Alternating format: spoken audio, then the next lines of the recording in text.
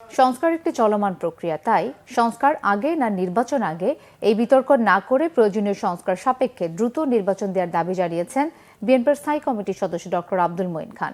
সকালে জাতীয়তাবাদী ছাত্র দলের প্রতিষ্ঠা বার্ষিকী উপলক্ষে সংগঠনের নেতাকর্মীদের সাথে নিয়ে শেরেবাংলা নগরে বিএনপির প্রতিষ্ঠাতা ও স্বাধীনতার ঘোষক শহীদ রাষ্ট্রপতি জিয়াউর রহমানের মাজারে শ্রদ্ধা জানান দলের স্থায়ী কমিটির সদস্য ডক্টর আব্দুল মঈন খান।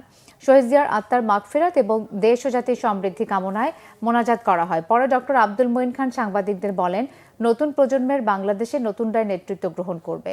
প্রতিষ্ঠার পর থেকে ছাত্রদল সাধারণ ছাত্রদের অধিকার রক্ষা এবং প্রতিটি গণতান্ত্রিক আন্দোলনে গুরুত্বপূর্ণ ভূমিকা রেখেছে। স্বৈরাচার পতনের আন্দোলনে ছাত্রদলের উল্লেখযোগ্য ভূমিকার কথা তুলে ধরে ডক্টর মঈন খান বলেন, বিএনপি আন্দোলনে সাধারণ মানুষের ভূমিকায় অবতীর্ণ হয়েছিল। তরুণরা যেভাবে জুলাই গণ অভ্যুত্থানে নেতৃত্ব দিয়েছেন, তেমনি আগামীর বাংলাদেশ বিনির্মাণেও তারা নেতৃত্ব দেবে বলে আশা প্রকাশ করেন তিনি।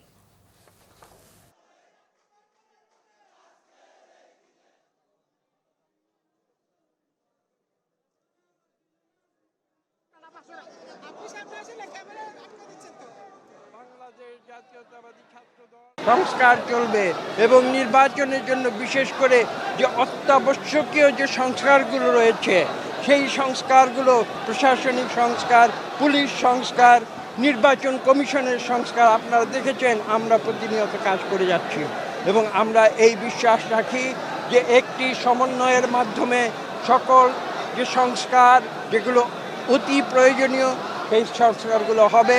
পাশাপাশি নির্বাচনের প্রস্তুতি চলবে এবং যথাশীঘ্র জনগণের দেশ জনগণের হাতে তুলে দেওয়া হবে।